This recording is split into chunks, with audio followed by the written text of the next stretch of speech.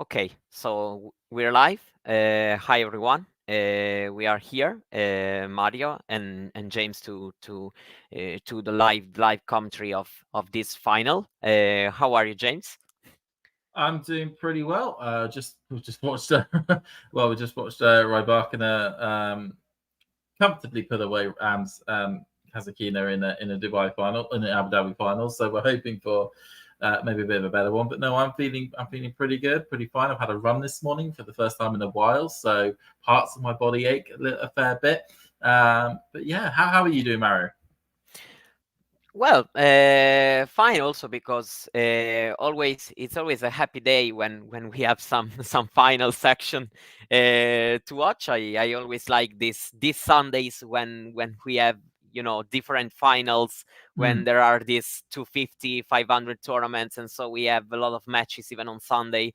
I usually like it, and I feel like this one should be a pretty good one because Humbert is playing great this week. No big difficulties in his road till this final, except one set lost, but then overall a comfortable win in the second and third set against Gaston. And yes, for Dimitrov, he's trying to be back into the top 10. Will be very close in case of a win today. mm. Yeah, Dimitrov won both their previous two matches, but in 2019 and 2020.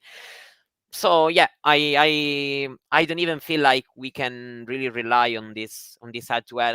I feel it should be a close final. Can even be a straight sets. I mean, I won't be surprised, but still, I feel like there will be some hard fought moments in this one. No, I agree. I mean, it was. I mean, when bringing up the head-to-head stats from both these two, like you say, 2019, 2020, can we really take any sort of credence from matches that took place over 4 years ago or around about 4 years ago? Not really. I mean, of course, both players, sort of highs and somewhat lows have been well documented. I mean, a few years back, if we try to concentrate on Huber, he was touted as somebody who was expected to get into the top 10 quite easily. Was beating big names like Medvedev quite handedly in some matches. And then all of a sudden, just a drop in form, few bad injuries, and he was left sort of scrounging around the challenger circuit for a number of years, and barring the odd few sparks at a few French tournaments that he would be able to get into, wasn't really able to put something together to get himself forward. But then all of a sudden, last year, finally having that consistency, being able to get those big wins when he needs to, and that culminating last year with with a title in his hometown in Metz right at the end of the season. It's all sort of coming up really good for Hubert, and because he's been given the fourth seat, he got the fourth seed slot because of it here, and the French crowd have a French name to be able to sort of back and go behind. Similar like we're saying for Dimitrov, somebody who was at the top echelons of the game, 5, 6, 7 years ago, fell back. Other players caught up with him, got better than him, but now has come back forward as well. Getting to the, had the very consistent, solid season of last year, getting to the final at the Paris Masters, and then finally breaking that somewhat duck that popped up in Brisbane earlier in the year already, and now actually looking to go get his second title. And what we're certainly seeing is the continuation of good indoor hardcore form by both these two players. Like I said, the Paris final was the big highlight of Dimitrov's post-US Open run, and then also the title in Metz at the 250 level in the hometown for Hubert being his big thing to sort of shout about. And two top form players beating two very toughish matches in the semi-final. They're going to be duking it out in the final. Yeah. I was really thinking that we usually say that post US Open form can be tricky to analyze, but this year we have really seen that basically all these players who were playing great in the end of last year started also very well in 2024. For example, Sinner himself, who was really peaking in the end of last year, he backed up with a win at the Australian Open. And these are also two players who were the most informed players coming, into this season, and so far they are still playing really well. We are starting here, Humbert to serve, and Humbert has won all the 4 finals he played on the main tour so far. So yeah, let's see All if into the net. we'll. Now it's always the big question, which is the more technical question there. Who's ahead with their stream is the next one. Mario.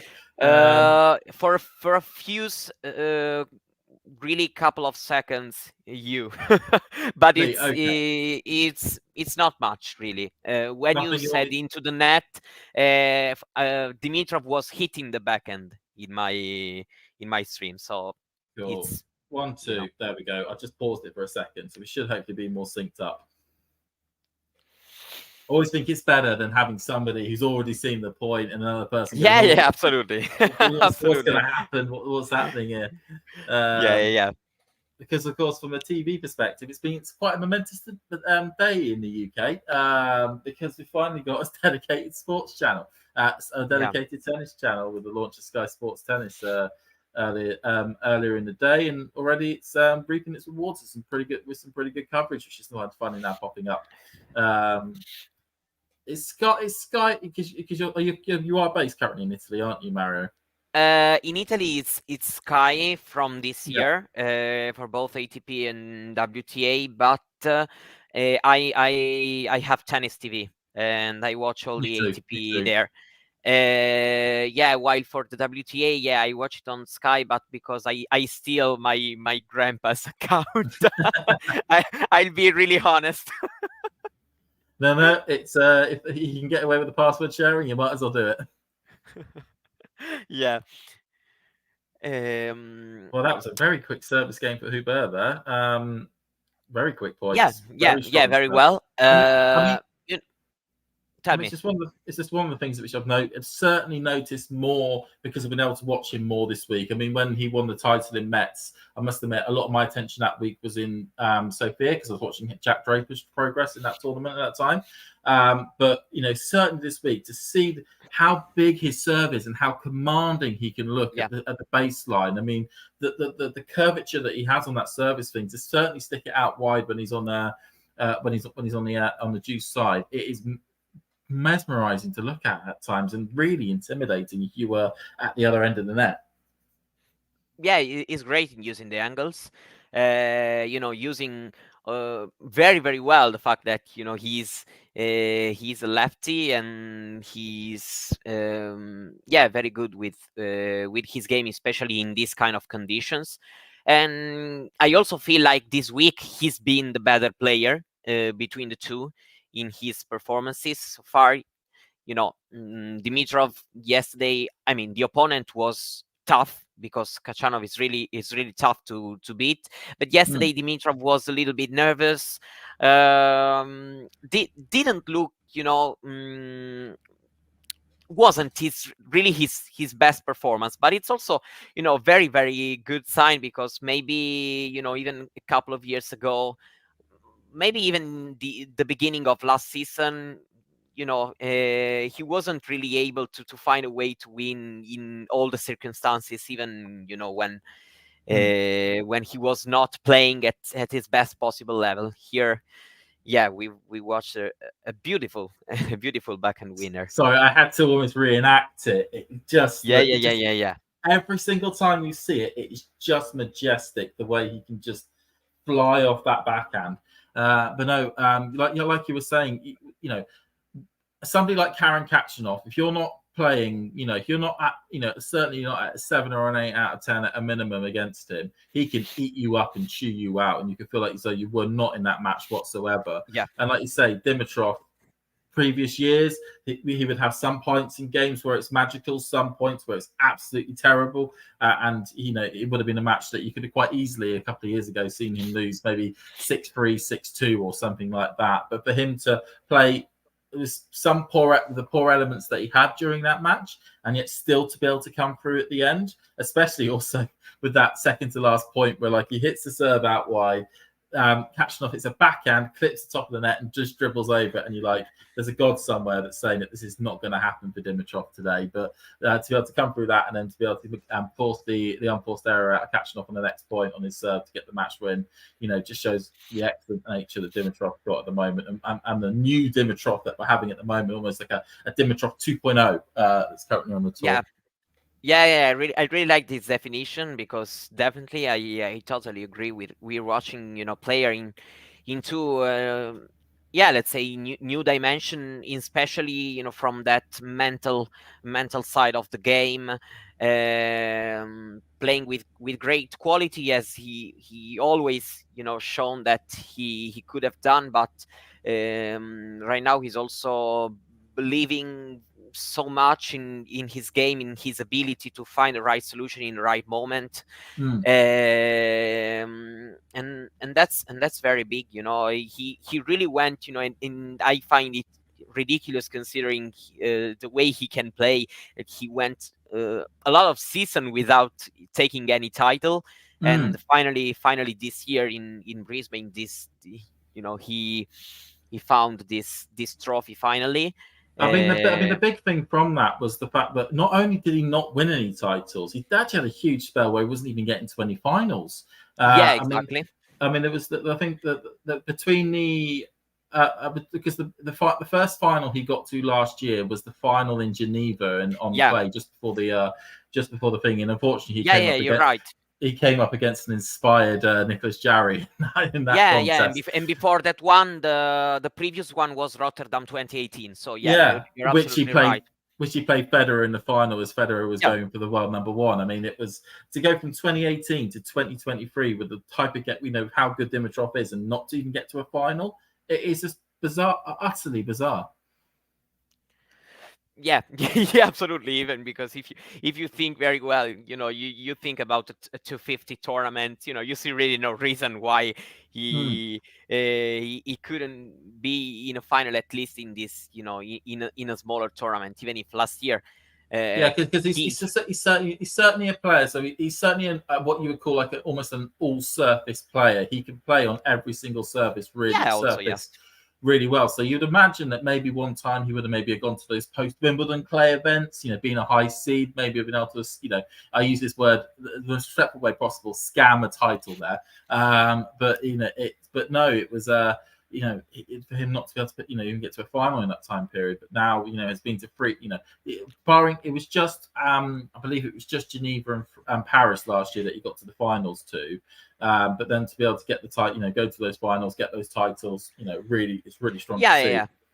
As another strong service game for Humbert there as well, 2-1 up on the scoreboard, just all on serve at this point. He hasn't also been the player who would have gone anywhere just to try to be in a final to grab a title. Still his schedule has been really he likes doing the glamorous routes. That's the best way to describe it.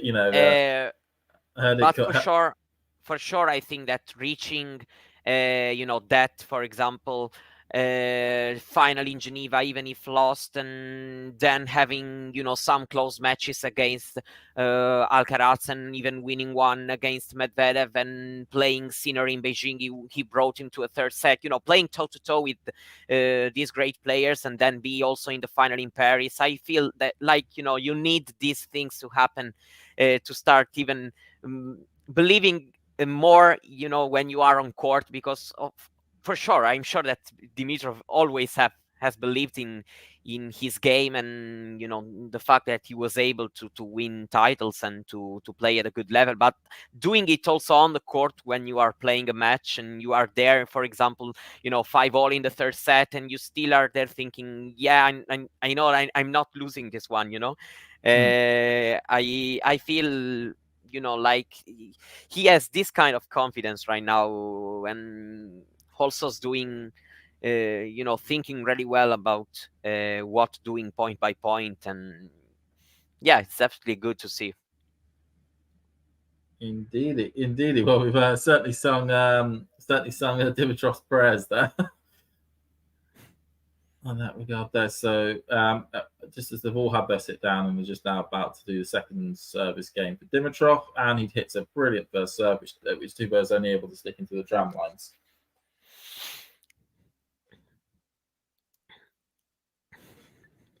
So a little bit of a good fact here, Mario. This tournament in Marseille, I've been to in the last couple of years. Unfortunately, not this year, but the last couple of years, I've been able to go to this event in down on the French coast. Yeah, I honestly think that French tournaments should always be nice to go there, because usually also the atmosphere is good in France to watch tennis. I've been in Paris, but of course that is a Masters, and I really enjoyed it when I was there. You So can yeah, really you can really tell, certainly with the French crowd, that it is a country that has a huge culture in tennis, and that certainly plays out. I mean, it's a brilliant event to go to. It was really well supported the 2 years that I went. I went for the quarterfinals and semis in both 22 and 23.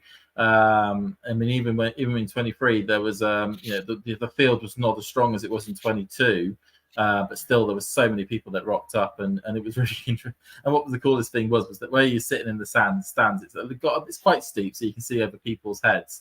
And there was just French fans as well, just on their phones, just going to buy tickets to the Monte Carlo Masters that was happening literally 2 months' time. And it was like, I'm here. I really like it. I'm going to go to another event, which was pretty awesome. The only thing I will say is it's very hot. It's very hot in the Palais du Sport when you're actually in the big when you're in the big court area. Its ventilation isn't as good as other areas. Just to sort of caveat that. And when you get a few people that leave and you get a bit more of an air gap, it can be quite nice actually just to cool you down. Yeah, what about Humbert? He's been helped by Chardy in this last period. Had some health issues in 2022, which caused him dropping in the ranking, and then also things were not getting well, but lately he's doing super well, and also he is actually able to play very well even against the higher ranked opponents, because for example, when he faces top 10 players, he's almost at 50% of winning rate. So definitely a player. It's rare to say no way he's going to win. He feel like he's one of these guys that you always give him a chance when he's on court. No, I mean it helps that he does have a big game, big serve, big forehand, which will always get you a lot of free points, and it's always quite critical when you're what was that serve in? Oh, it was just in. What an ace! Anyone who was just watching, what happened was that it was on the advantage side of the court. Humbert was standing a little bit further out to try and coax the fact that he was going to swing it out wide on Dimitrov. So Dimitrov stood a little bit further to the tram line, and then Humbert went up the line and just skimmed literally like a fingernail width of the ball onto the line to get the ace at that point. Absolutely brilliant. Had to get double check with the Fox 10 system, but wow, that was a good ace. And then he gets another one as well. So he's rocking through his service games, and that was actually quite a big thing I noticed from the match yesterday, was how much he was able to just race through his service games at the same sort of speed as Hurkacz, really. And that's no mean feat to actually be able to go through your service games quicker than or the same as speed as Hurkacz. Yeah, absolutely. Also, Hurkacz is more of a big server and maybe not the greatest returner, but he actually improved quite a lot in the past months. He's playing at a very high level, even in his return games, and yeah, absolutely. I've been really, really impressed by not only the way he played, but also the way he carried himself throughout the match. Faced a couple of break points and saved them really well, and then has been very, very clutch also on the return. Converting all his break points. Definitely a player who's doing incredibly well, and so yeah, he will be at the highest career ranking starting from tomorrow, and yeah, I feel like if he keeps going this way, he can, he can climb even more. Certainly. I Maybe mean, just probably, sorry, but probably bigger tournaments. Maybe this is the step he should start to take. He's been very consistent at this level of mhm. events. Maybe in a higher level tournament, some ups and downs, but it's okay. No, it's I mean, the way in which, like you say, you get into the top 10 and whatnot is that you then have those deep runs at Masters 1000s and Grand Slams, where you really do pick up the lion's share of the points you need to be able to get to that stage. And yeah, it's really good to be consistent at 250 level, and maybe even the next stage for Humbert would be well, I say the next stage. I mean, he has already won a 500 title in Halle in the past, but certainly in this new stage of Hubert's sort of rise up the rankings, then starting to then really go deep. I mean, he's down for the Rotterdam tournament next week, which is at the 500 level, the first 500 tournament of the season for the men. So there's plenty of chances there, and certainly has been a seed to look at maybe a quarterfinal or a semi-final run. I mean, there's no reason why he shouldn't be eyeing up the ability to go deep into the weekend on that one and pick up even more points. Yeah, by the way, let's say hi to to our fans who are commenting. Ghost is writing in Italian actually. So What's saying then? Unfortunately, my Italian is zilch. he said, okay, good morning. Then he said, Ungherese he's from Hungary, but I feel he was meaning Dimitrov, who is from Bulgaria. Yeah, and then he was joking with me, telling that it's Sunday, and so I should be at the church and not commenting tennis. Well, I don't know if you're much of a church goer, but then maybe that was I don't know, that was a valid point or whatnot. Yeah, by the way, so far really fast service games. It is. I mean, this is looks like going to be another love service game, or at least either love or 15 service game here. Yeah. 17 minutes on the clock, and looks like we're about to go 3-3 in the first set. Yeah, these are very quick games. 18 minutes on the clock now. It's one of the things I always have to get used to when we get back to that. The normal, the normal tour level events is that you no longer have the big Rolex clock at the side of the court to really actually tell how long the match is going. You got some tournaments that have some weird ways of actually trying to show how long they've been going on for. And you're like, well, how long have you been playing? Please tell me. Yeah. Yeah, good level so far. Not much drama yet, but there's time to that. No, I think the only drama that's probably taking place has been in the stands when somebody sat in the wrong seat. There we go. Dimitrov holds there for it to make it 3-3. Yeah, they're trying to be aggressive even there. Good second serve. Humbert wanted to stay aggressive on return, but it didn't pay off. Yeah, so now we are entering in the hottest moments of the sets, because right now each game becomes even more important than before.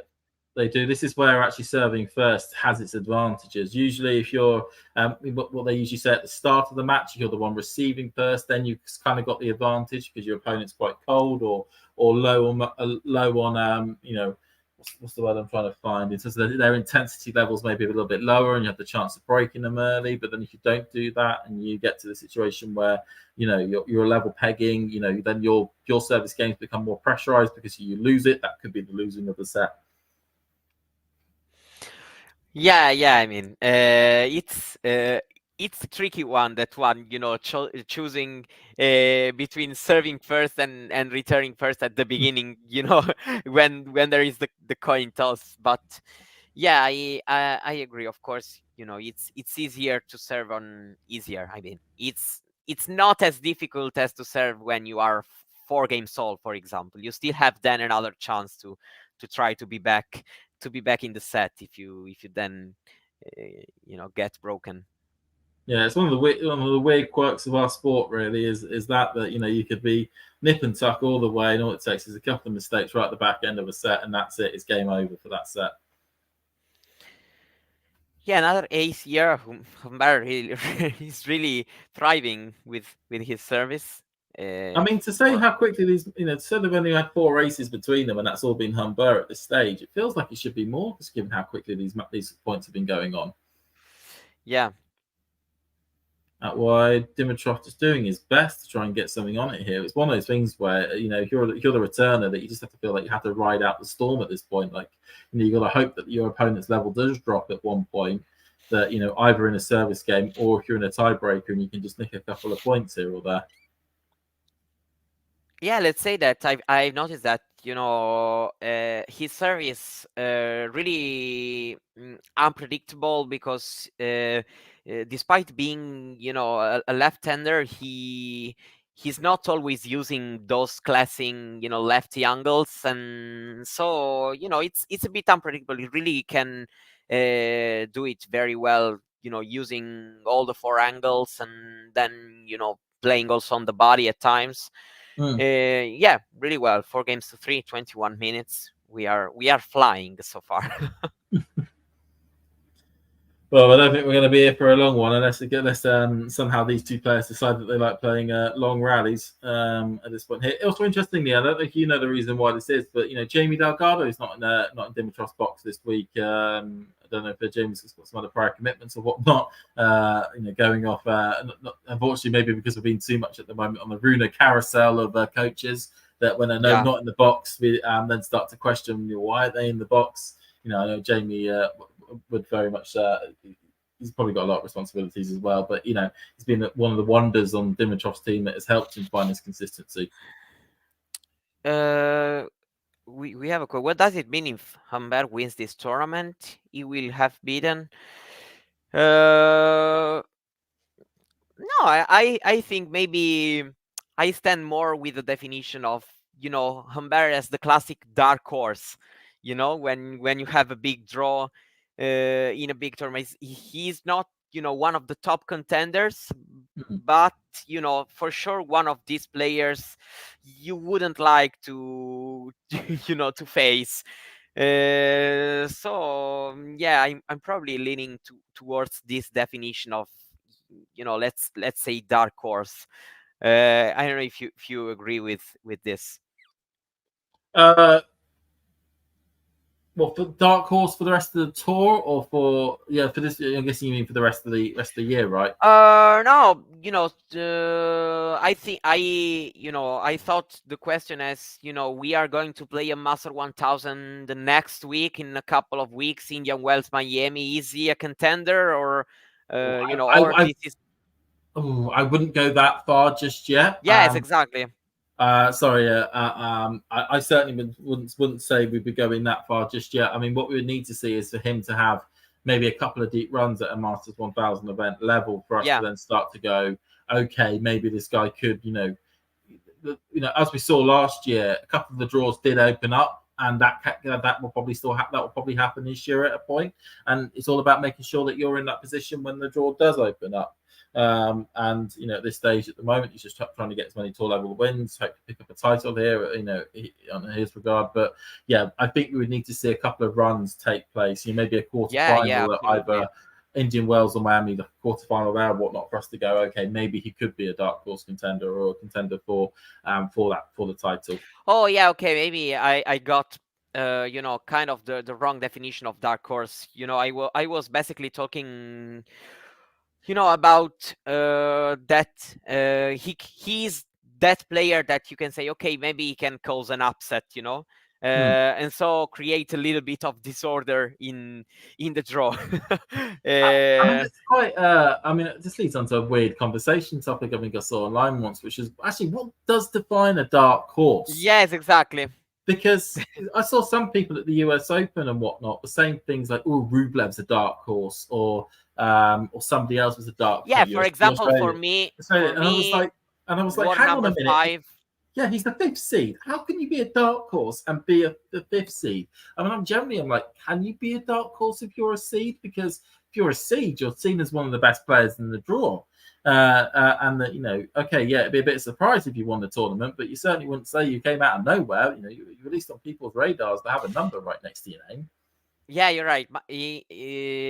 Indeed, my definition is a little bit, let's say, lower. I'm thinking about, player unseeded or even seeded, but maybe 20, 22, something like that, who can cause some upsets and maybe have a deep run at that big tournament. But I don't think that Rublev, even if not one of the very very 2-3 top contenders, can be considered a dark horse. Yeah, I agree with what you say. Yeah, it was. I mean, I personally would, because I like a simple definition. I always go off the fact of saying a dark horse is an unseeded player, Yeah, and yeah. that way is clear. It doesn't matter if you're the 32nd seed at the tournament. Doesn't matter, you're not seen as a dark horse because you do have a number next to your name on Yes. in my calculation or how I work it. A dark horse would be Mario winning the French. I mean, no, I don't know you. I'm a bit upset by the fact that you're calling me only a dark horse for a French Open. I have to say. I mean, I don't know you, Mario, but I think if any of us wanted to win the French Open, I think it wouldn't just be a dark horse. I think it'd be a miracle. Yeah. Yes. Absolutely. First of all, I would need a wild card. So. I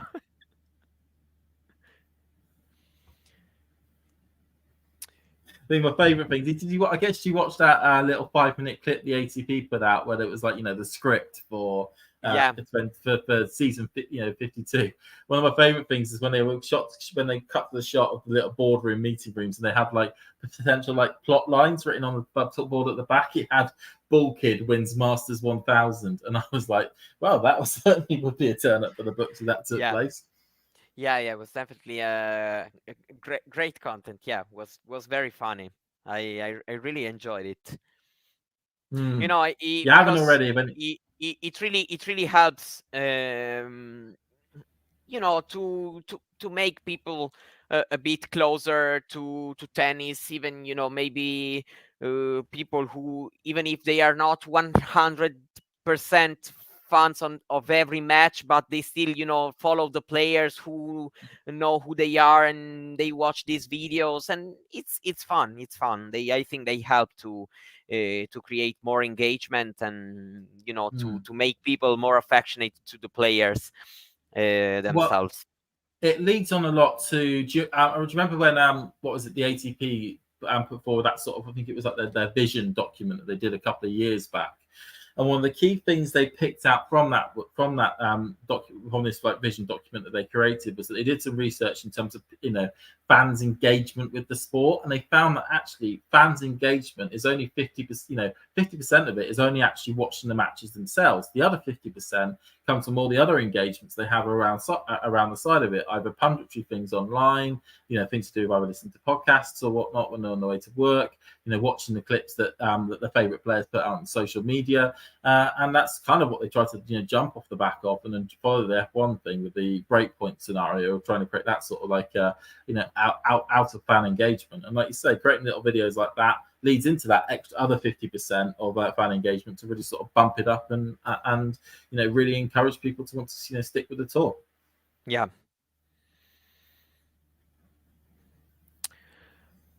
So we're going to have a pressure moment it's after the 5-4. changeover. Sorry, everyone, 5-4.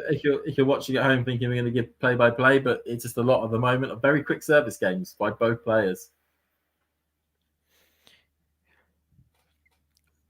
Yeah, Humbert won a couple of points on his previous return games. He was 30 all. Dimitrov still, didn't really take any risk and held, but if something like this happens in the next game, for sure the pressure will be very, very high. Interestingly enough, just for anyone who cares about this tournament outside of the off season, Rublev has just won the UTS Oslo championship. I say championship. Won the lightning bolt. Okay, good to know. Yeah, I mean, I'm not a big fan. I have to be honest of the event. Yeah, but because for me, when you have totally different, rules, for me it's also a kind of a different sport. I have to admit, and I like it. I like it less also because I find it be. There's less emotions, less it's different, it's more of just fun. And I mean, for me, I wasn't able to properly watch any of it up until the London event, which took place in December. Now, because that was the only event that was on, and that was a peak off-season event, I was like, right, I'm going to try this out. It's for 3 days. I'm going to give it a go, watching a lot of it and seeing what it's like. I was missing tennis. I mean, any chance to be able to watch tennis, would go for it. Yeah. I always watch it in December. Yeah, and I was like, okay. I also say it. Yeah. I gave myself 3 full days to be able to watch it, and do you know what? I really enjoyed it. From being able to watch it, I felt it was a really enjoyable thing to be able to watch. The fact that the games were guaranteed to only be an hour each, I think, really helped in terms of being able to condensitize what was happening. It felt weird watching people having to hit really slow first serves. That was the weirdest part. That was a really weird part of it. No, but I'm not mad with it. It's just that. Like you said, I feel as though for a off-season December event, it's brilliant, and I think it works really well. I think having it at this point in the calendar, when we've got 5 other events that are happening this week, which actually are more important and that I care about much more than what's happening in Oslo, to me, that is where I would want to. I would keep UTS. Keep it as a December thing. I don't think it really works in the middle of a packed calendar, but it's I think it is a really good event to sort of play with. Maybe for that one point in a year and whatnot. And of course, I was really happy that Draper won it in London in December. But it was it's something that is a really really unique concept, really good in the off season. I wouldn't know how to try and muscle it into the main season though.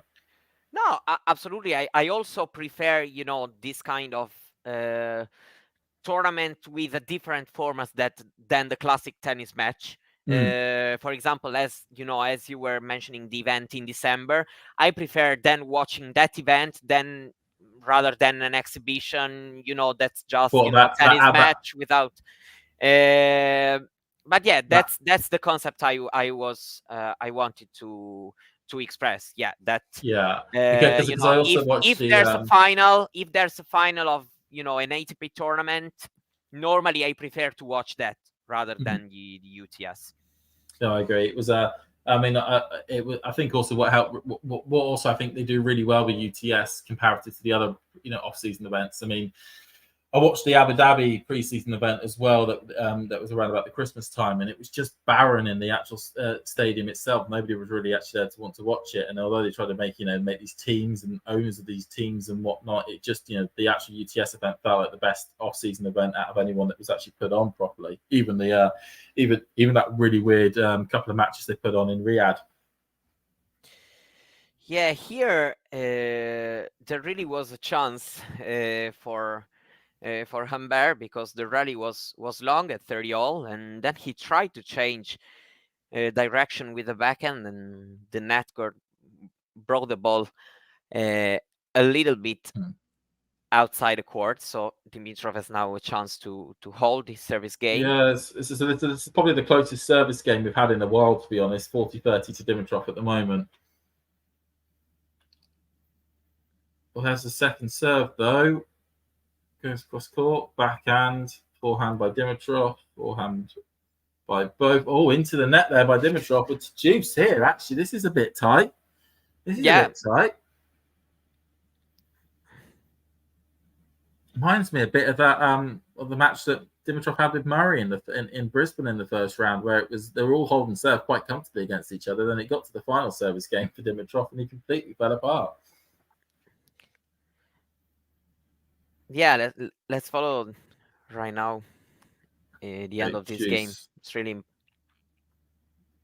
Dimitrov goes cross court, backhand by Humbert, up the line by Dimitrov, down the line, but out. Oh, that was just. You know, he could have even be right, but I disagree. It didn't need to be that hard. Yes, exactly. Didn't need because to do Dimitrov, that. my feeling right now is that Dimitrov is struggling a little bit in the rally. Even Humbert is more efficient. So I would have stayed aggressive, but even make him play another shot. I would have feel right with that. Oh, it's Dimitrov. It's a double fault. Jesus.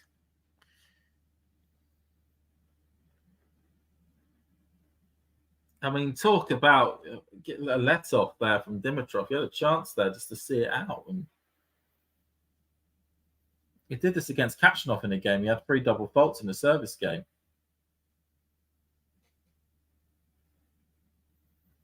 Oh, and all the qualifiers are now being played for Rotterdam. I'll see after this service game. Yeah. Oh, up the line there. Good from Dimitrov. So yeah, finally got something with a serve, Dimitrov. He needed it. He did need it on that one.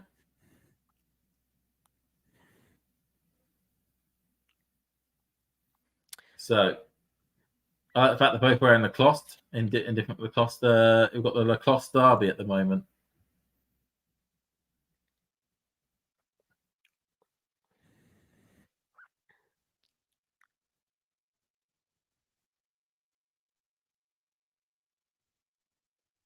Went backhand, forehand by Dimitrov up the line. Up the line again by Dimitrov, backhand by Humbert. Oh, sliced. Both players slicing from the back of the court. Oh, and Dimitrov hits it long. He's making the mistakes. The unforced errors are creeping in. Yeah, that's also why I felt like in that case Humbert he didn't need to risk so much with that forehand he played before, because just staying aggressive but without risking that much, he's making him he's paying him well. Oh.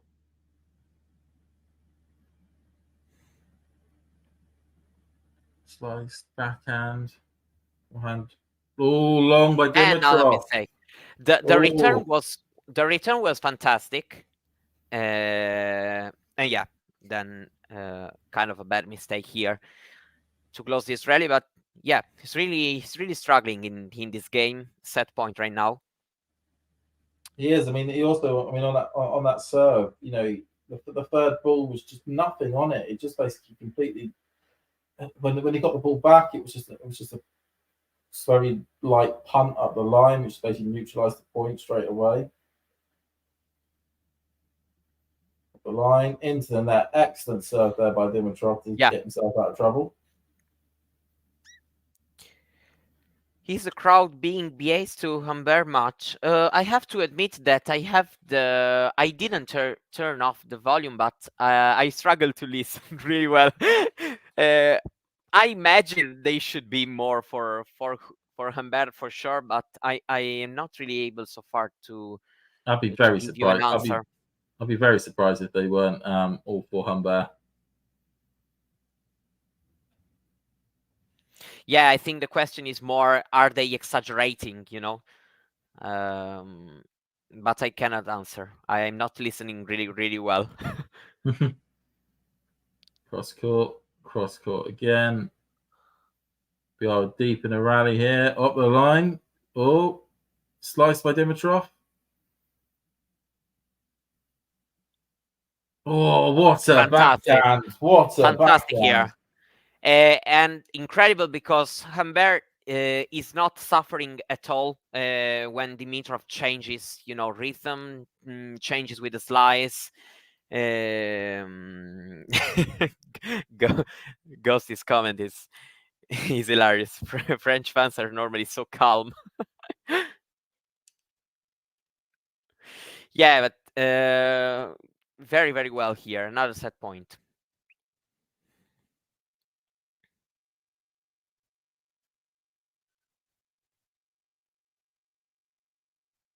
Oh, and the set Oh, is over. this is a very, very bad mistake. Oh, forehand onto the ticky tape, and it didn't fall over. Yeah, it was a normal +1. It was really odd to see that going into the net. But yeah, Humbert played also very well. That has to be Wow, said, and so those 6-4. stats. For 54% of first serves in for Humbert, 94% of first serves won, and 67% of second serves. That is domination. Yeah, absolutely. I feel like Dimitrov never won 2 points even in a return game so far. No. So I'm not even really that surprised. Yeah, 15, 15, 15. Yeah, won 3 points in 5 return games. Dimitrov. So Humbert won 20 out of 23 service points. So yeah, absolutely incredible stats.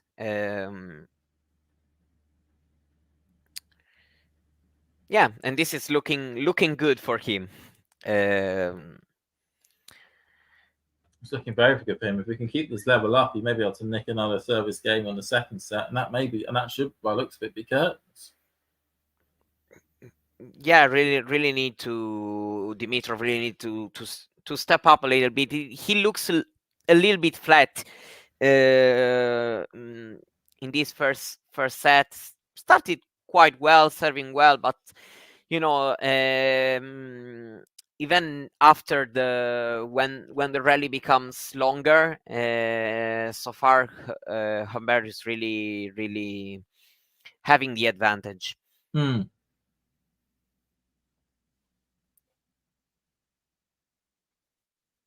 I was just saying, Rotterdam qualifies. If anyone's interested, whether in place, Mhm. Shapovalov will be playing Gael Monfils. David Goffin will play in Prismic. Maxime Cressy will play Felix Auger Aliassime. And Zizou Bergs is going to be playing Andrei Rublev.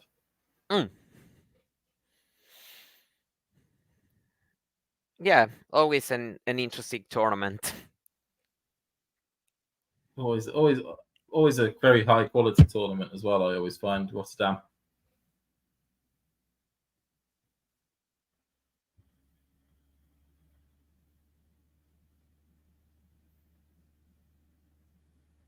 That was a backhand into the net there by Humbert.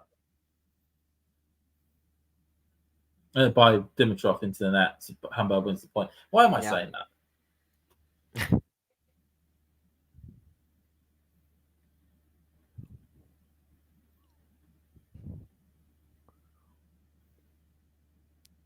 I mean, on this sort of form, I think if you were, it would be a case of Rotterdam watch out for anyone who's in the way of Humbert.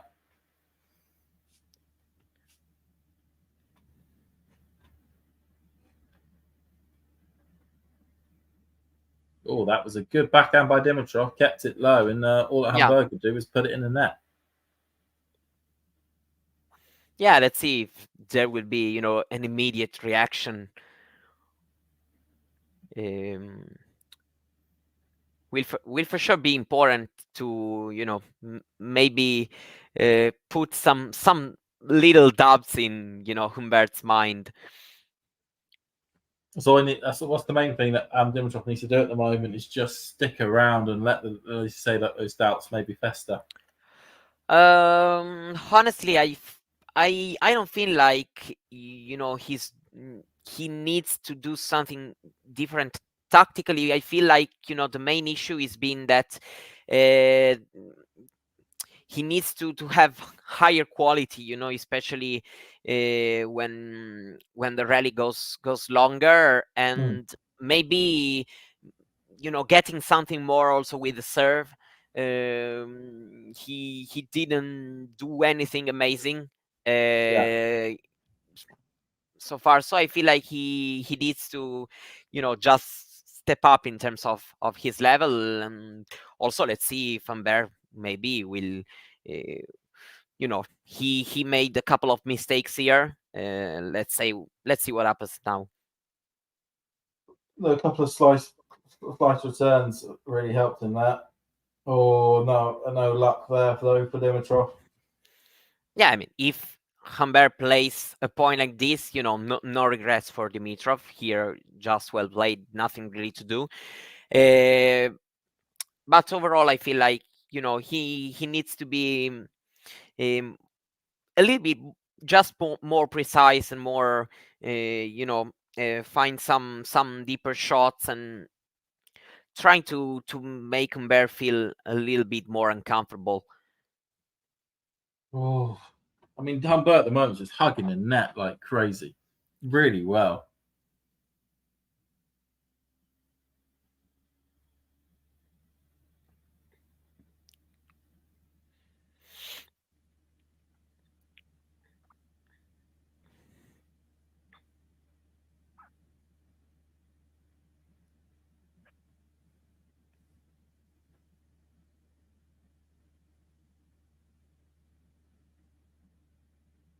Attempt to go cross court, just slightly out there by Humbert.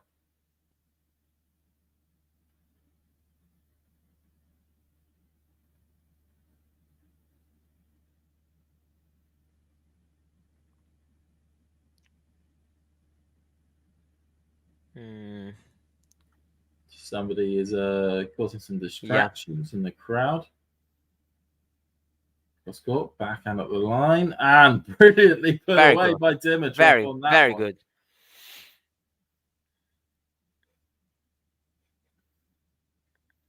I think Dimitrov is sensing a chance here.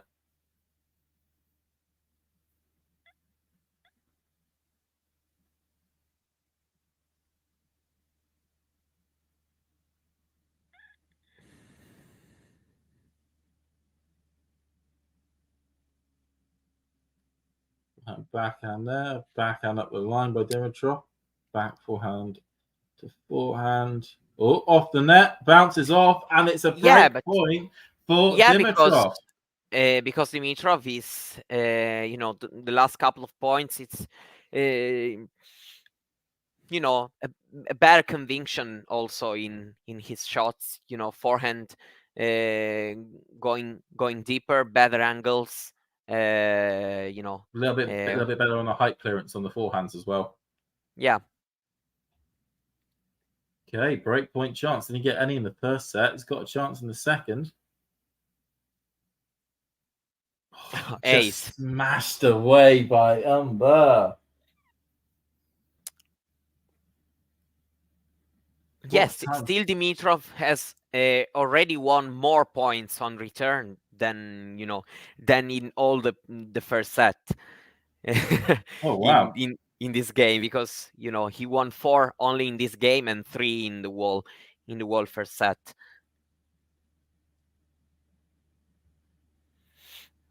Forehand by Dimitrov, backhand by Humbert. Forehand by Dimitrov, backhand by Humbert. Judging that way. Oh, up the line. Just about gets it, but wildly hits the Yeah, Emirates board, and that's another break point. yeah, he's not also taking the step back. He's trying to risk, staying close to the baseline, even when Humbert's ball he's deep, is still trying to get the ball early. And so far it's working.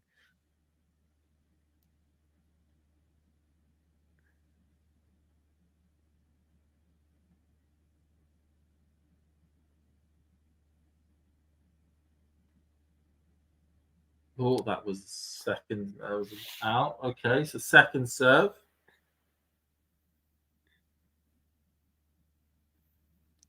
Cross court.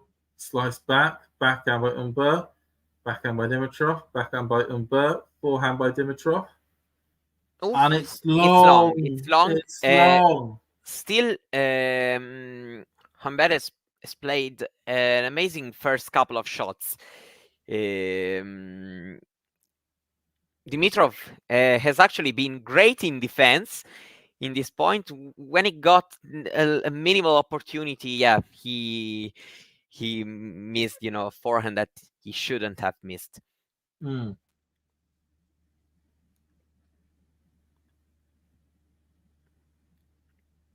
Oh, tries to go down the line. No luck. Hits the net.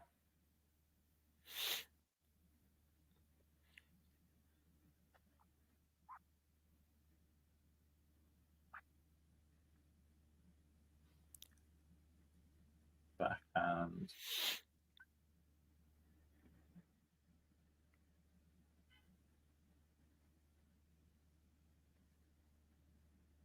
Ooh. Slice backhand after slice backhand. Hand cross court.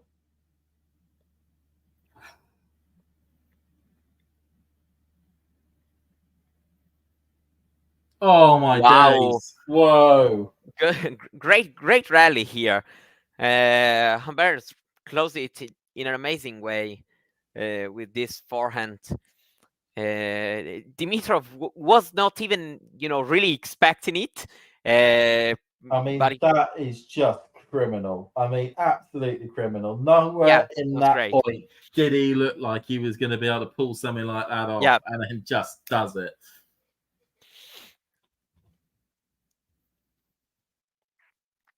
yeah. So a game point.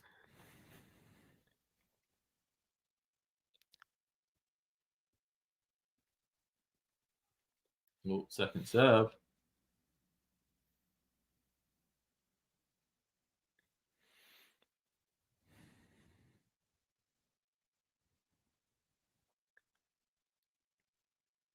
Backhand.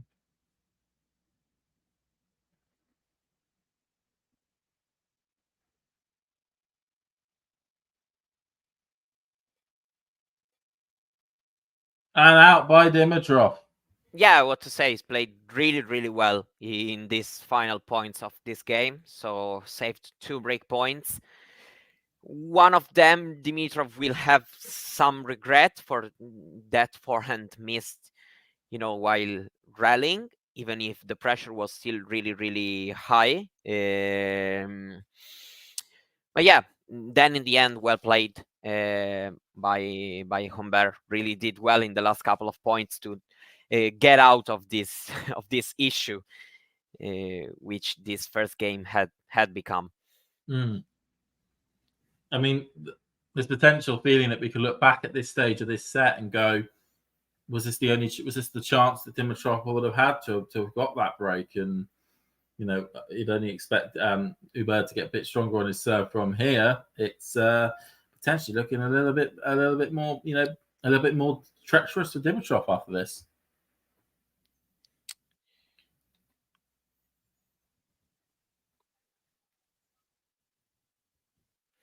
Some people are rocking in late. That's was a fun thing there. Yeah, to reply to Sean, Humbert has a title on grass. He could be a dark horse for Wimbledon. Actually, Wimbledon has been his, let's say, best major so far because it's the only one where he got to the second week in his career so far. So yeah, for sure, he has a good game for the grass. He's got because Jane asked the question afterwards, which I think links in really well, which is does he have a title? I think you mentioned he has 4. He won 2 in 2020, 1 in Auckland and 1 in Antwerp. In 21, he won the 500 title in Halle, and then in 23, he won the indoor hard court title in Metz at the 250 level. There we go. Sorry about that. There you go, Mario. Oh, that's just long. He's trying to challenge the call.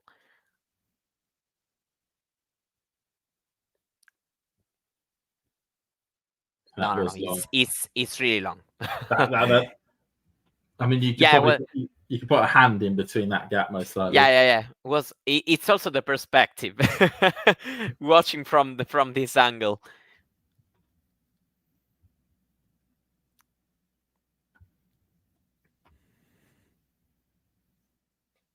Jane, how did I forget all that? Don't worry, there's a lot of people with a lot of titles who end up forgetting who ever ended up winning. Down the tee, forehand. Oh, what a cross court forehand! Jeez. Oh, Dimitrov, Yeah, great shot. Gaten. Dimitrov should have really taken the net, in a stronger way. The forehand was even good, but he missed a couple of seconds. Maybe watching it a little bit, probably. 15:30 after a tough service game. Humbert is trying to. He wants to get the early momentum in the set. He wants to get that Yeah. early break. He's like, do you know what? I'm done doing this, little sparring exercise you did in the first set. I've got a title to win. I've got a train to catch to Rotterdam, leaving tonight. So I need to get this done. He's probably thinking. And a couple of break points. And a couple of break points at that. Dimitrov is just in a world of French pain at the moment.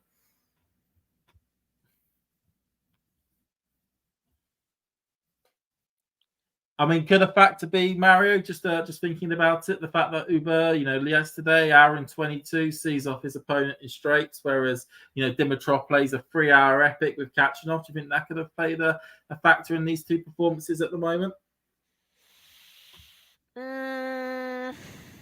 Probably not. Because, I mean, it's not like... he was close there. Too much curvature on that one, and it would have been in.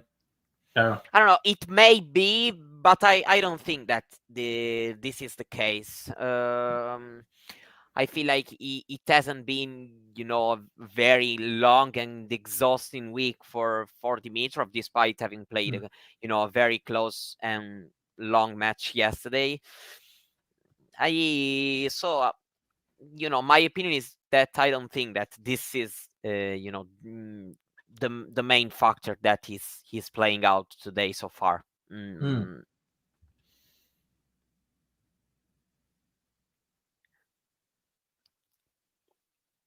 Down the tee, second serve here. Second serve.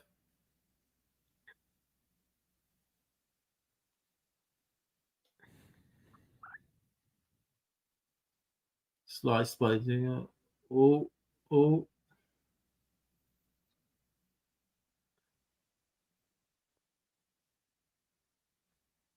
Oh, into the net. It is a break for Humbert.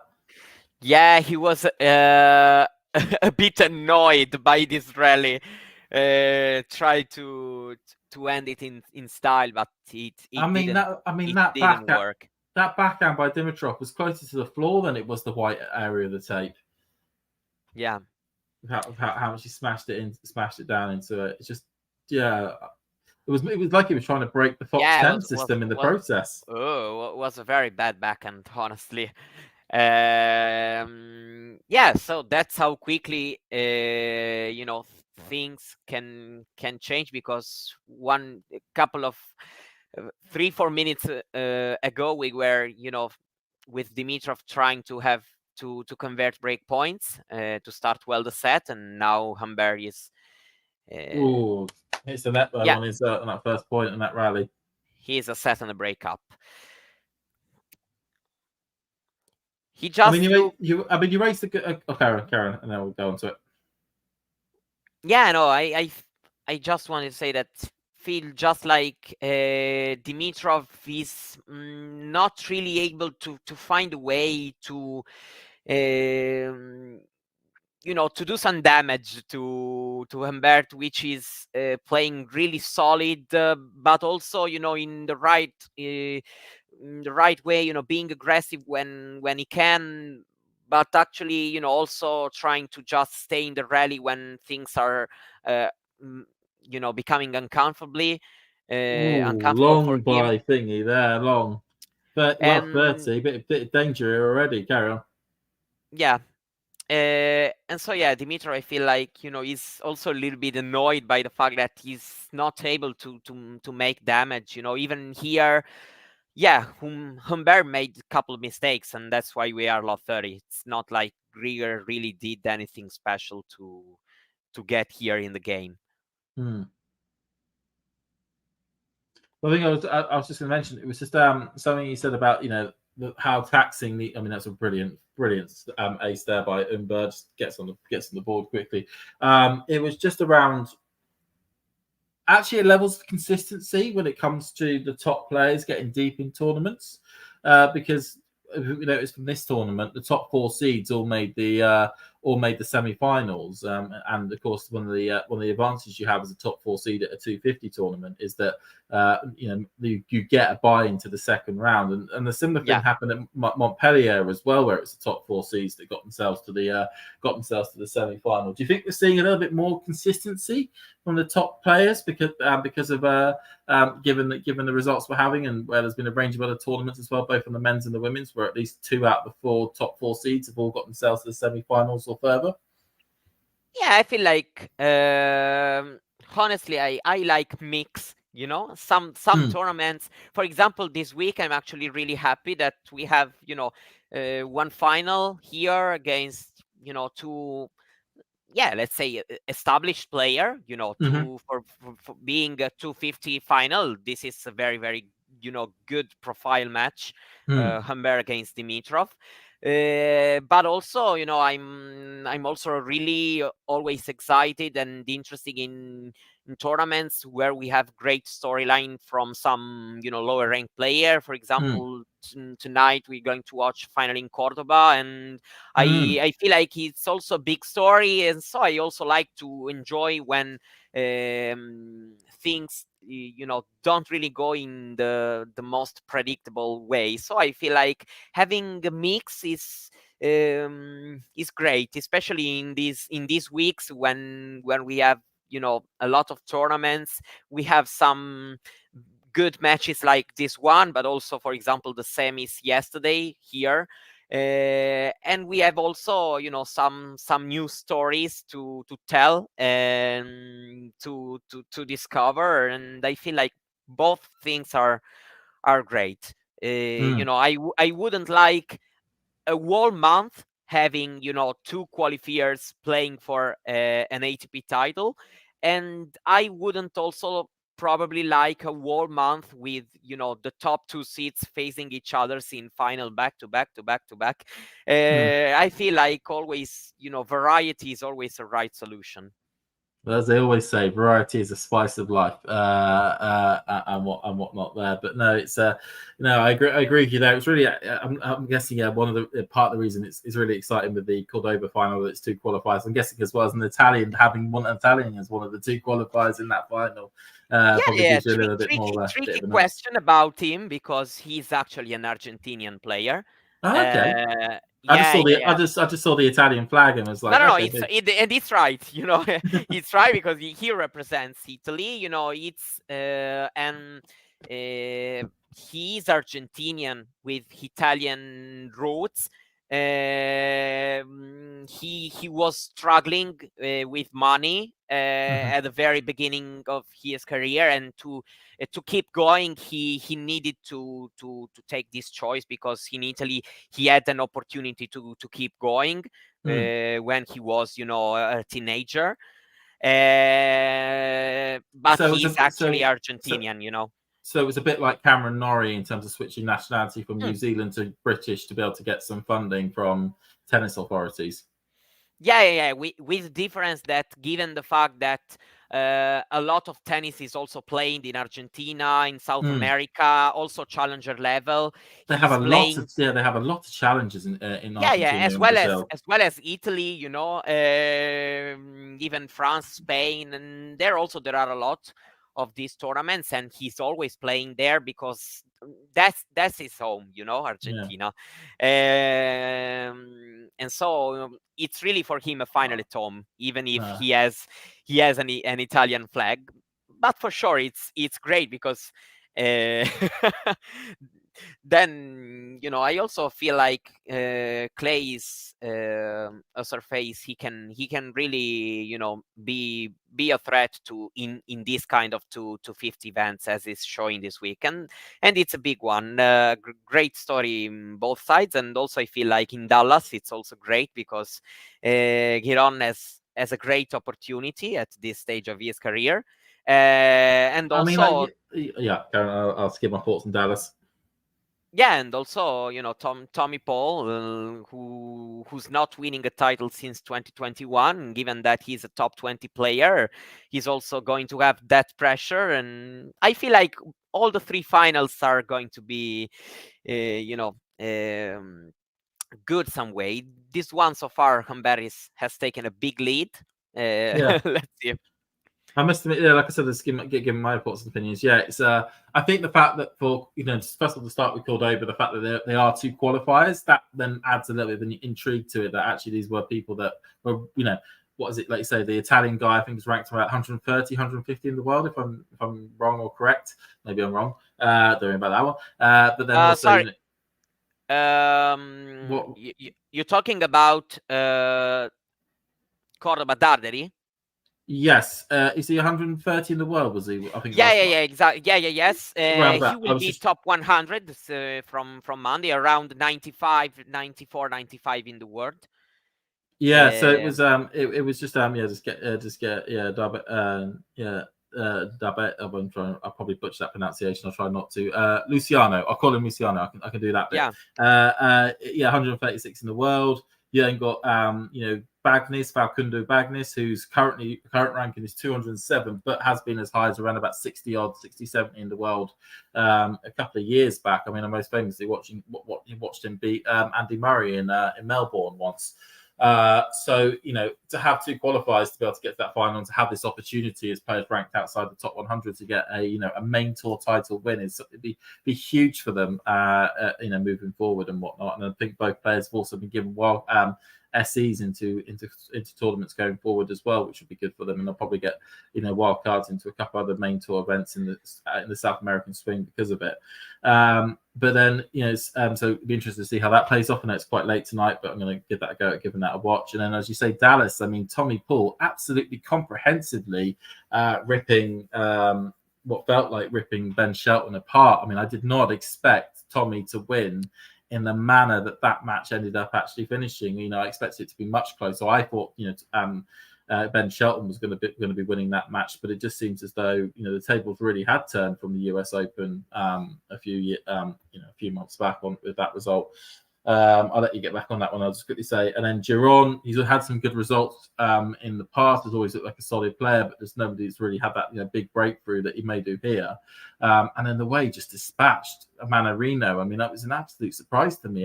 When Manarino was able to easily get through the first couple of matches that he had, I was like, this is just a 250 with Manarino's name written all over it.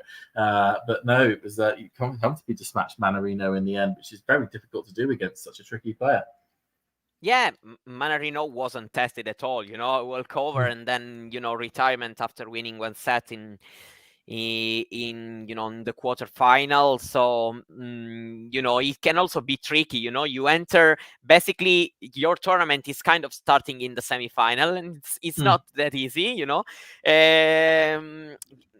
Giron is actually a very uncomfortable player to face in some conditions and in some tournaments, and these North American tournaments are those tournaments where it's really a tricky opponent.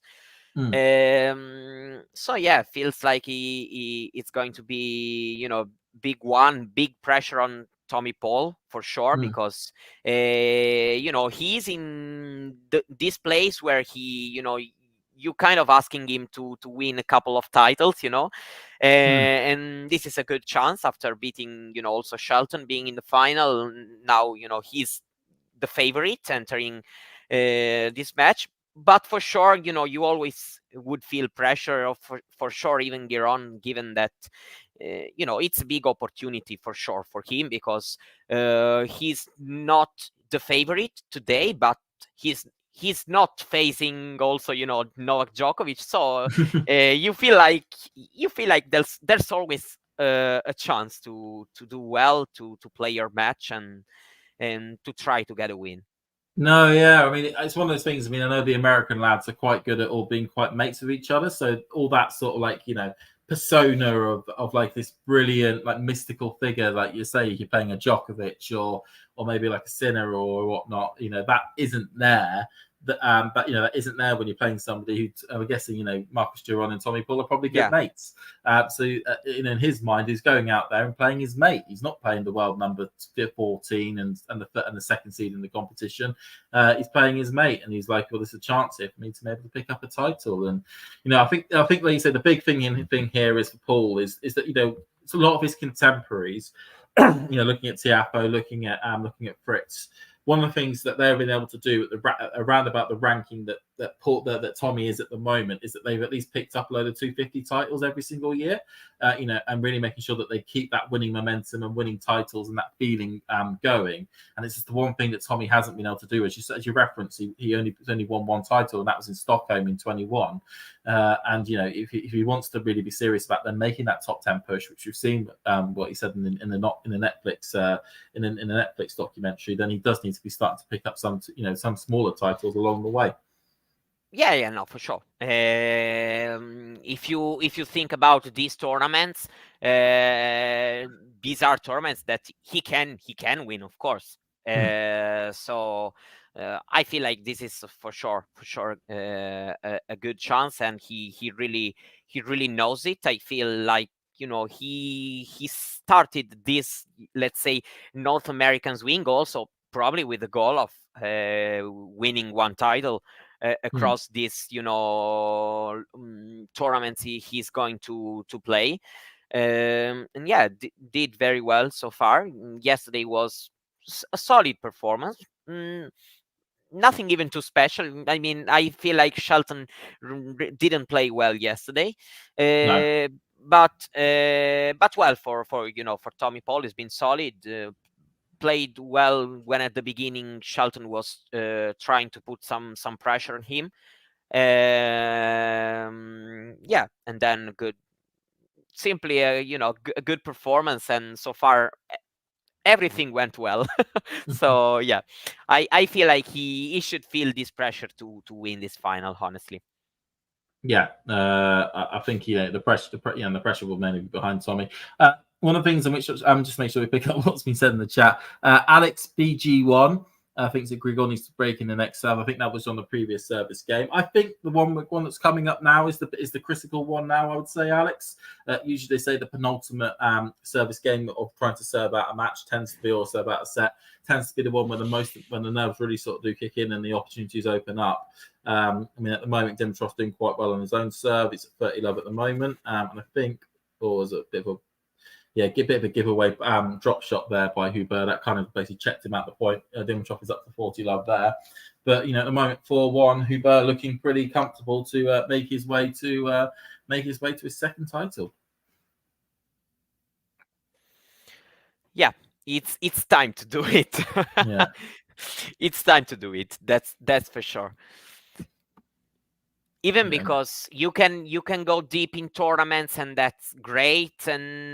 But also as a tennis player, you need the feeling of winning a title, ending the week unbeaten, even if it's not a master event. But still, you kind of need these weeks to keep high your energy, to feel even better.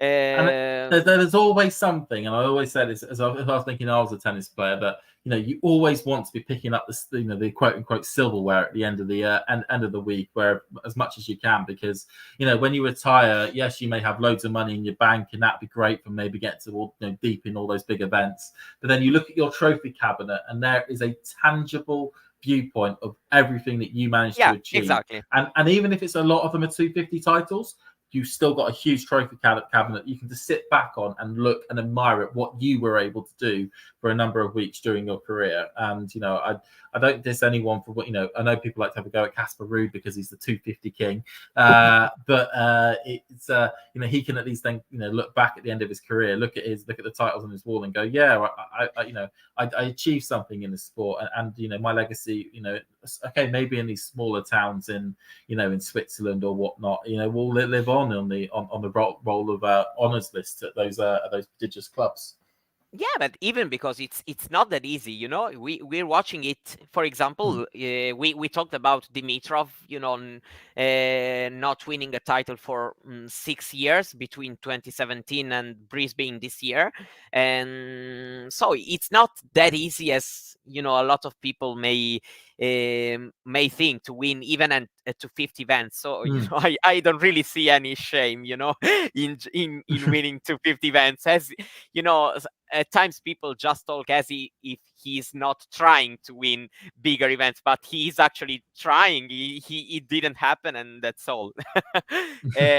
Yeah, by the way, Humbert is just thriving right now. He's a great front runner, Humbert.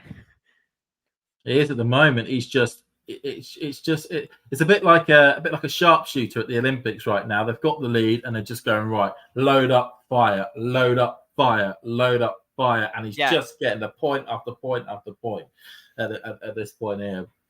Yeah, and also just in a sport when almost everyone loses every week, I can assure that it's a great feeling just to end the week unbeaten. It's really good, even if you just you won a 250 events, which is not that easy as people may think. So it's just a good feeling. So I feel like everyone would love to have for example 10 to 50 events as Casper Ruud has. I mean, the only stipulation I'd ever put about the 250 events is to make sure you go to a place whether you win a proper trophy. When you win a proper trophy, yes, like exactly. I'm talking about some silverware. I'm sorry, I'm gonna throw shade on Del Rey here, but that is a disgrace of a trophy. It is literally just a vase that you could pick up from IKEA. I cannot understand how you can give that away as a trophy.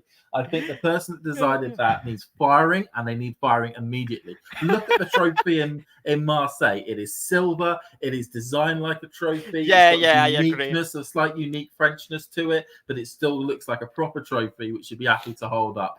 I just hate those tournaments to just give them a bit of glass and go, there you go, that's what you get for winning this tournament. It is an absolute joke. And also Jane picking out the Winston-Salem trophy, exactly, that isn't a trophy at Winston-Salem, that's a death trap to throw at somebody and take their eye out. It is I love the Indian Wells trophy. I love it. Okay, that one I give credit to because it is quite big and quite heavy. But the Miami one, for example, the new Miami one, that one's a disgrace as a trophy. Yeah, no, I don't like it. I don't like it. It's just a glass vase you put flowers in. How can you give that away as a trophy? Sorry, yeah. I know I've got me on a bit of a rant there. I do apologise. But go places that actually win proper trophies. That's all I'm going to say. Yeah, I agree. Even because imagine winning just one main tour title in your career, and it's bad trophy. Yeah, it's Winston-Salem, or it's Winston-Salem, or it's Del Rey. And you're basically picking up either something in a chuck to kill someone. At least Miami is a Masters, so you can even okay. I don't care about the trophy. Yeah. Put in the chat which other trophies you think are an absolute disgrace, please. Things, and we'll do our best to roast them. It's currently 5-2 to Humbert at the moment. Dimitrov is 30 love up on his service hold. So we may potentially be coming to the end of this match at the moment, or we could just be settling in for the second half. God knows, with tennis, we don't know what's gonna happen. Yeah, that's absolutely right. We've seen a lot of this. There are no signs so far for a comeback to happen, but never say never. Just one break in the end. So Jane saying Cincinnati is hella fugly. I think the new design is a bit better. Yeah, but at least it's particular. Yeah, at least it looks like it's made of like it's like a China type vase, but it's still It looks like a trophy. I like the new design. I know people didn't like the new design. I quite like that blue, that navy blue bottom design. I'm a bit of a fan of that one. I would say that one, it goes into the unique but still holds trophy qualities section, if that makes sense. But I agree. It's personal preference, Jane. Some people don't like it. Some people think it's all right. It's a bit of a depending there. However, the Canada Trophy though, that one is a bit of a disgrace. I've no idea what they're trying with that one there. It's some sort of like weird mixture of two rackets put together with a ball in the middle. I don't know what they're doing there. The Madrid one. I mean, I think the new design's good for Madrid. I will give them that. Yeah. By the way, The previous. we are in a big moment. We are, yes. Sorry about that. Let's keep concentrating on the big moment here. Humbert now serving for the championship. Yeah. 15 love up at this point. So we'll just concentrate on this for a bit. Okay, going for the serve. Down the tee, up there, backhand. Forehand, into the tram lines by Dimitrov. 30 love, 2 points away. Humbert. I mean, you could probably say his performance today has been close to faultless. Barely any break points on his serve. Yeah, honestly, it's been a flat performance. It has been flat by Dimitrov. I will agree on that one.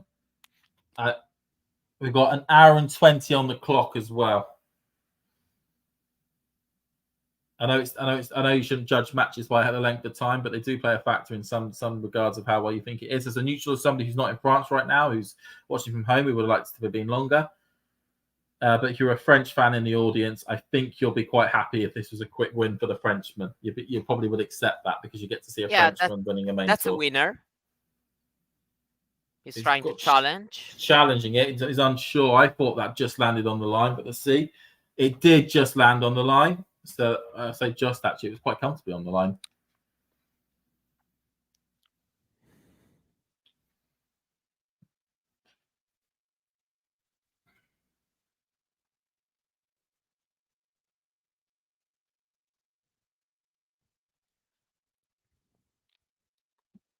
Goes cross court, backhand by Dimitrov, backhand down the line by Thingy, forehand by Dimitrov, backhand by Humbert, forehand by Dimitrov, cross court. What a cross court Marston shot winner! Oh, if you're going to win a title, win it like that, or at least have that as part of your last service game. Yeah. Jeez, that was brilliant. He literally was at one side of the court, hits a brilliant cross court passing shot winner as Dimitrov hunts down the net all the way to the other side. I mean, that's absolutely. very good. Round of applause on that point there.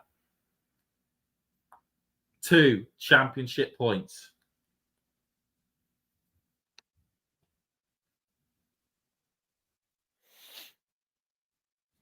Oh, everyone's just quieting down. Okay, ball in the air. Goes down the tee. Backhand by Dimitrov. Forehand by Humbert. Forehand by Dimitrov. Backhand by Humbert. Backhand by Dimitrov. Forehand cross court by Humbert. Cross court by Dimitrov. Oh, and it was just a perfectly disguised cross court backhand by Dimitrov. Humbert unable to get anything substantial on that ball, and it just nestles into the net. He's saved one of the 2 championship points. Another one.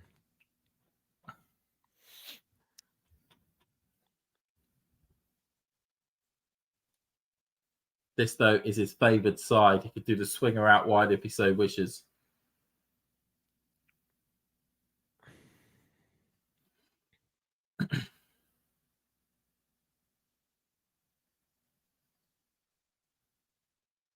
Yeah, goes down the tee and unable to get to it, and he wins the title. Yeah. The Frenchman in a home country event picks up his second title in France. Dimitrov just challenged it, but it was well in anyway. Yeah. Hug at the net by both 2. Jubilation for the French fans in the audience as a Frenchman picks up the Open 13 Provence title. It's been a while since a Frenchman has picked up the title. I will just quickly double check to see when the last time that was. They've had a bit of a barren spell in recent times at picking up titles in France, barring Metz last year. And the last Frenchman to pick up the title was Jo-Wilfried Tsonga in 2017. So they've had a bit of a wait, just over 6-7 years. But Humbert absolutely ecstatic, running into people into the crowd, and he's going to pick up that brilliant trophy in a bit. Oh, he's climbing up into the audience and around again. He's doing a bit of a lap in the black section at this point. Yeah, so 5-0 in main tour finals for him. That's impressive. That is clutch. That is, really bringing your A game every time you need it. Yeah, even because he played, also big opponents, because he also defeated, Dimitrov here, Rublev, Deminor. So yeah, it's actually a very, very good record. Impressive, I would say. 4 WTA 50 titles, 1 500 on grass. And yeah, he will be world number 18 from tomorrow, a new career best ranking for him. Yeah, very well deserved, because he plays very well, especially in this kind of conditions. So yeah. Also, Absolutely. for sure, a good feeling also to win in your country.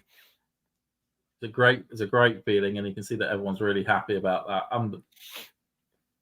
You're a paying fan. It's the you don't mind a quick victory if it's your home guy who ends up picking up the title in the final. Yeah.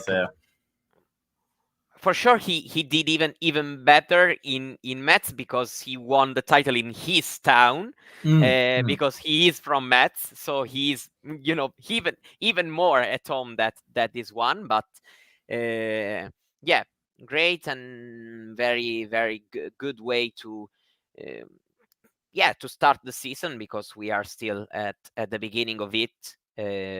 Well, I tell you what, if he's going to continue this along, what is it? Home, a French tournament, he wins it. Another French tournament, he wins it.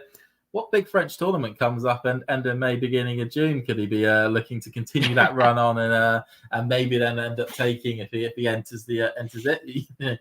As a bit of a joke there, I don't think he would win. Yeah, the because Open, but that's actually a winning streak in France, because he didn't play the tournament last week, so he was in Metz. He was in Metz and won, and then came to here to Marseille and won again. The only thing he'll have to hold out for is that he would probably have to win Monte Carlo, just because the actual a venue where the Monte Carlo Grand Prix, so the Monte Carlo Masters takes place in, technically is in France. Yeah, and also the organization is part of the FFT or whatever it is. So he probably would have to win Monte Carlo as well, and then if he somehow entered Lyon, he would have to win that one as well. But not to put pressure on you, Humbert, but we're expecting you to do the French clean sweep. We're expecting Paris Masters end of the year as well, the old job lot. Yeah, very big serving. 10 aces in 1 hour and 23 minutes. Right, I better shoot, Mario, and we'll let people enjoy this ceremony bit there. But it was lovely to cover this with you. Yeah, I feel like we can come to to the end. I've actually still enjoyed it. Maybe I was hoping for a closer one, just because when you watch a match from the outside, you always want it to be kind of close. But we still had some good moments, some good shots. Let's say especially from Humbert, of course. Yeah, so it's been great to be here with you. It has as well. It's been good to cover, Humbert's 5th title and a solid performance from his end. Frenchman winning in France. Yes, we would have liked it to have been longer and to have been a higher quality from the Bulgarian side of things. But that's what happens. We have excellent finals like we did last week at the last week in Montpellier, and then you have some finals which just tend to be a little bit more one-sided, like this one here. It happens at the best of 3 format, and for sure. But it happens there. Right, I'm going to shoot, but I'll catch you later on, Mario. Hmm? Catch you later on. Yeah, for sure. Bye bye. Thanks everyone. Thank you everybody who's been here. See you soon on the next streams, because I'm sure there will be others coming soon. Bye bye everyone.